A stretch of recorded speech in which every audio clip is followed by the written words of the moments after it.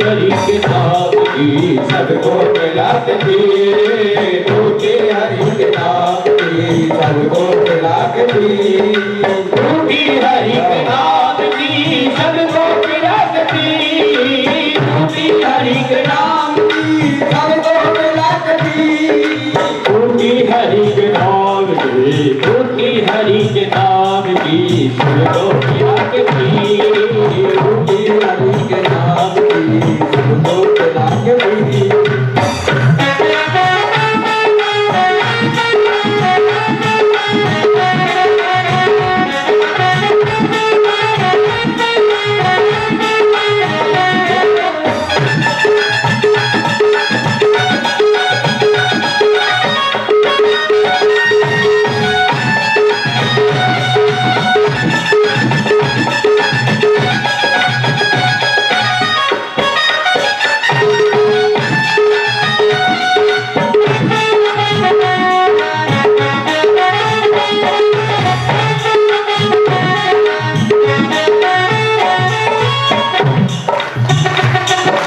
ब्रह्मा ने चारों वेदों की, ब्रह्मा ने चारों वेदों की पुस्तक बना के पी, ब्रह्मा ने चारों वेदों के पुस्तक बना के पी, ब्रह्मा ने चारों वेदों की पुस्तक बना के पी, ब्रह्मा ने चारों वेदों के पुस्तक बना के पी, ब्रह्मा ने चारों वेदों की पुस्तक बना के पी, ब्रह्मा ने चारों वेदों की पुस्तक बना के पी। वो सीख ले उन्हें कैसे मूर्ति जाते हैं। बोलो राधे राधे, बोलो वृंदावन बिहारी लाल की। तो आइए हमारे नवल सिंह जी, बोलो राधे राधे। हमारे कमल सिंह जी की तरफ से 500 रुपये ठाकुर जी के प्रसाद के लिए और 50 किलो अन्नदान भागवत जी के इस यज्ञ में समर्पित किया है। एक बार जोरदार ताली बजाएं। और सुंदर ठाकुर जी का ये देखिए जो कार्य है, इसमें आप सभी जानते हैं कि ये कथा वैसे तो हमारे यजमान रूप में चोखे लाल जी के परिवार द्वारा ये संकल्प था भागवत करने का, लेकिन जो भी इसमें अपना व्यासपीठ के लिए स्वागत करना चाहते हैं उन सभी का जैसे स्वागत रहेगा। जो भी आप भेंट करना चाहते हैं, बाकी का तो वो अपने तरीके से सारा कार्य कर ही रहे हैं। आप सभी का स्वागत है इसमें। तो आइए, भगवान की कथा है, आप सभी भक्तगण हैं और आपके साईपुर में हम तो 10 साल के बाद आए हैं और 10 साल के बाद बहुत कुछ बदल गया। कुछ छोटी बच्चियां थी वो बड़ी हो गई है ना, बोलो राधे राधे। कुछ बुजुर्ग चले भी गए गांव को छोड़कर, कुछ बेटियां जो थी वो इस गांव से शायद कथा सुन के विदा हो गई, अपने अपने घर पहुंच गई होंगी। 10 साल में बहुत कुछ बदल जाता है, लेकिन भगवान की कृपा से आइए, ये भगवान का आप सभी बस्ती वालों ने मिलजुल करके अच्छी व्यवस्था, अगर ये व्यवस्था नहीं होती तो आज कथा ऐसे मौसम में आप देख ही रहे हो, कहीं ऐसी जगह होती तो वहाँ कीच हो जाती मिट्टी। ये आप सबने बड़ी अच्छी व्यवस्था बना ली है ठाकुर जी की। आप सभी दानी दाताओं ने जिन्होंने भी इसमें सहयोग किया है, भगवान की आप सभी के ऊपर कृपा बनी रहे और बस्ती माता में ऐसे मंदिर देवालय के कार्य अच्छे बन जाते हैं तो उनमें सभी ये कार्यक्रम होते रहते हैं। कीर्तन होते रहें, भागवतें होती रहें, रामायण होती रहें। कोई गरीब कन्या है, जगह नहीं है तो शादी विवाह भी कर लो, देखो छोटी मोटी, अपना ऐसी बात नहीं। एक गरीब में इसलिए कह रहा हूँ भैया, बड़े लोग तो होटल बुक करते हैं ना, बोलो राधे राधे।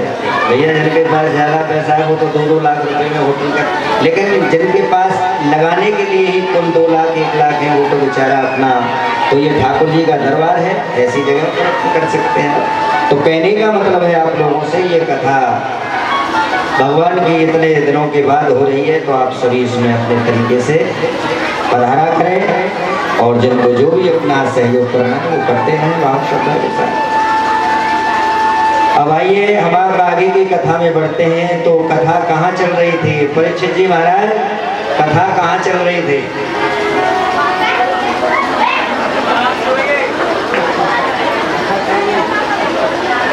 क्योंकि परीक्षित जी को ही ध्यान से सुनना है कि कथा कहाँ छोड़ दी, कहाँ चल रही है। तो आइए ध्यान रखा करें। आप लोगों में से भी पूछ सकते हैं, हम ये मत करना किसी से भी, इसलिए ध्यान रखा करो कि कहाँ छोड़ी थी। कथा हमने छोड़ी थी ध्रुव जी पर कि ध्रुव चरित्र आप सभी को पान कराया जाएगा। श्री ध्रुव जी महाराज 5 वर्ष की उम्र थी, पिता की गोदी में जाकर बैठ गए। एक तरफ उनके भाई बैठे थे ध्रुव जी महाराज के,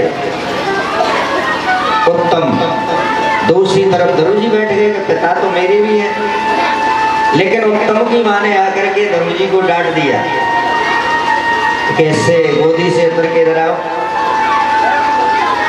ध्रुव जी उतर गए, बोले क्या बात है माँ? कहा कि इस गोदी पर केवल मेरा बेटा बैठ सकता है, तू नहीं बैठेगा इस पर। इस गोदी पर बैठने के लिए बहुत बड़ी तपस्या करनी पड़ती है। ध्रुव जी बालक तो थे, ध्रुव जी अपनी आंखों में आंसू लेकर माँ के पास पहुंचे। अरे रोए रोए कहे ध्रुव महाराज, मैया में मौसी ने मारा नहीं था वो।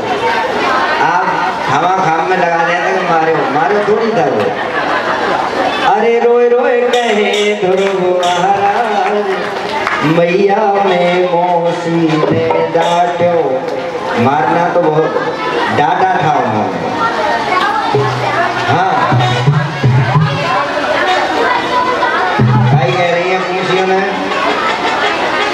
काई कह रही है?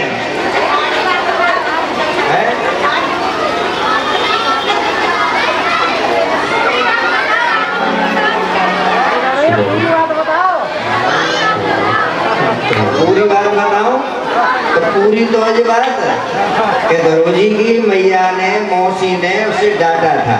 और का पूरी बात बताऊं? ये बताऊं कि वाने बिस्कुट खवाए, चाय पिवाई, फिर वाने माते भेजो, डांटे हो। पूरी बात कछु शास्त्र तो मैंने पढ़े हो तो बताओ, फिर आ जाओ यहाँ माइक दो। हाँ भाई, उसे डांटा था और वो जब डांटा तो अपनी माँ के पास पहुंचे ध्रुव जी। यही तो कथा आती है ध्रुव जी की। अब मैं आपको 5 वर्ष में कैसे कैसे बड़े हुए, कितना बिन्ने काका करो, ये पूरी कथा बताऊं तो 4 घंटा पर ध्रुव जी के जन्म से लेके और बल्कि 5 वर्ष में गुजर जाएंगे कि हमने ये किया, ये ऐसे पढ़ने। वो 5 वर्ष की उम्र हो गई, भाई बैठा था, जाकर के पिता की गोद में बैठ गए और उसकी जो उत्तम की माँ थी उन्होंने हटा दिया। इस पर तुम बैठ नहीं सकते, तुम इस पर तब बैठ सकते हो जब तुम तपस्या करो, क्योंकि ये इस गद्दी पर बैठने के लिए तपस्या करनी पड़ती है। राजेश्वरी सो नरकेश्वरी और तपेश्वरी सो राजेश्वरी। जो तपस्या करता है वो राजा बन जाता है, और राजा बनने के बाद फिर गलत करता है तो नरक में जाना पड़ता है। इसलिए ध्रुव जी महाराज से कहा कि तुम तप करो, भजन करो। ध्रुव जी महाराज वहां से चलकर आ गए माँ के पास। अरे रोए रोए कहे ध्रुव महाराज, मैया में मौसी ने डांटो। रोए रोए कहे ध्रुव महाराज, मैया में मौसी ने डांटो। अरे में मौसी ने डांटो, मैया में मौसी ने डांटो। अरे में मौसी ने डांटो, मैया में मौसी ने डांटो। रोए रोए कहे ध्रुव महाराज, रोए रोए कहे ध्रुव महाराज, मैया में मौसी ने डांटो।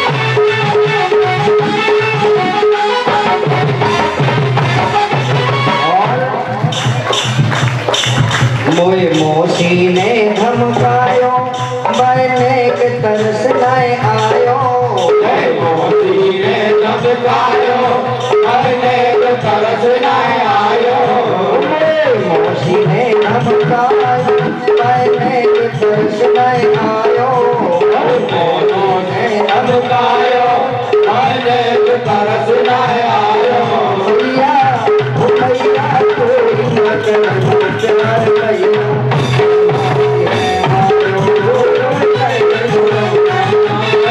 हीरा में मोती में जानो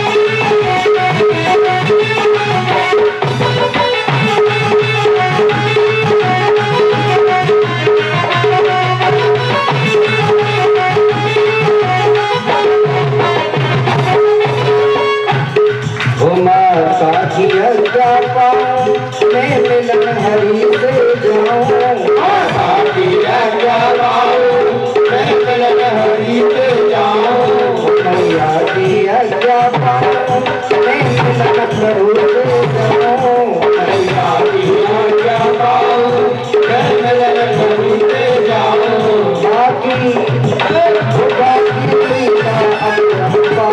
अपरंपार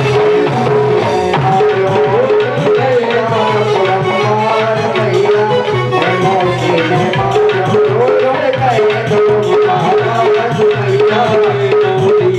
जानो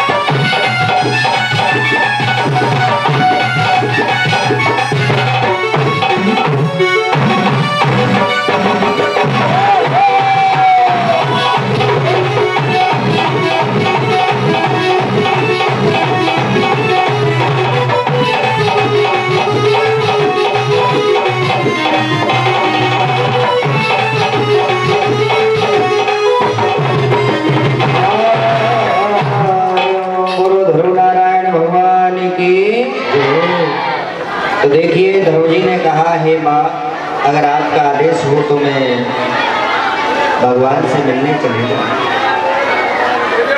तो कथा ऐसी आती है कि देखिए ध्रुव जी की माँ भी बड़ी तपस्विनी थी, इसलिए उन्होंने भजन करने से पुत्र को रोका नहीं। कहा कि बेटा मैं धन्य हूँ जो मेरे कोख में ऐसा पुत्र जन्म लेकर आया है। जैसे लक्ष्मण की माँ ने कहा था वही बात, पुत्रवती जुवती है सोई और रघुपति भगत जास सुत होई। जन्म तो सभी माताएं देती है संतान को, लेकिन कोई सज्जन पुरुष जिसकी कोख में से जन्म ले लेता है भक्त, उस माँ की कोख धन्य मानी जाती है। आज माँ ने कहा कि बेटा मैं तो धन्य हूँ जो तेरे जैसा भक्त पैदा हुआ। तो भगवान से मिलने कहाँ जाएगा? देखिए माँ बच्चे से पूछ रही है, 5 साल के ध्रुव हैं, कहा कहाँ मिलने जाएगा? कहा भैया आप बताओ कहाँ जाऊँ? कहा कि बेटा भगवान तो घर में भी मिल सकता है। देखिए बहुत लोग कहते हैं कि भाई भगवान जंगल में मिलेगा, भगवान तीर्थों में मिलेगा, भगवान वृंदावन मिलेगा, भगवान अयोध्या में मिलेगा। लेकिन रामायण में लिखा है कि हरि व्यापक सर्वत्र समाना और प्रेम से प्रकट होए में, भगवान तो सब जगह है, वो प्रेम से प्रकट होते हैं।